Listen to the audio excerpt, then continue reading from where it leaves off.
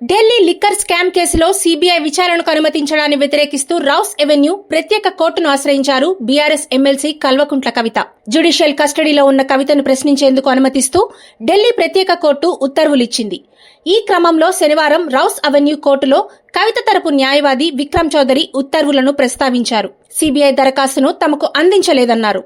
CBI ప్రశ్నించే అంశంపై విచారణ చేపట్టాలని కోర్టుకు కవిత తరపు న్యాయవాది విజ్ఞప్తి చేశారు. కవిత పిటిషన్పై ఎప్పుడు విచారణ జరుపుతామో ఇవాళ చెప్పాలన్నారు. అయితే రిప్లై పిటిషన్ దాఖలకు సీబీఐ తరపు న్యాయవాది టైం కోరారు. దీంతో 10వ తేదీన వాదనలు విననున్నట్లు కోర్టు తెలిపింది. అప్పటి వరకు స్టేటస్ కొనసాగించాలని కవిత తరపు న్యాయవాది కోర్టుకు విజ్ఞప్తి చేశారు. అయితే వాదనలు విన్నాకే ఆదేశాలు ఇస్తామని చెప్పారు ప్రత్యేక కోర్టు న్యాయమూర్తి. ఢిల్లీ లిక్కర్ కేసులో ఎమ్మెల్సీ కవితను ప్రశ్నించేందుకు సీబీఐకి అనుమతిచ్చింది రౌస్ ఎవెన్యూ కోర్టు. ప్రస్తుతం కవిత జ్యుడిషియల్ కస్టడీపై తిహార్ జైల్లో ఉన్నారు. జైలులోనే ఆమెను ప్రశ్నించనున్నారు సీబీఐ అధికారులు. ప్రశ్నించే ఒకరోజు ముందు జైలు అధికారులకు సమాచారం ఇవ్వాలని ఆదేశించింది కోర్టు. ఒక లేడీ కానిస్టేబుల్ సమక్షంలో కవితను ప్రశ్నించవచ్చని సూచించింది.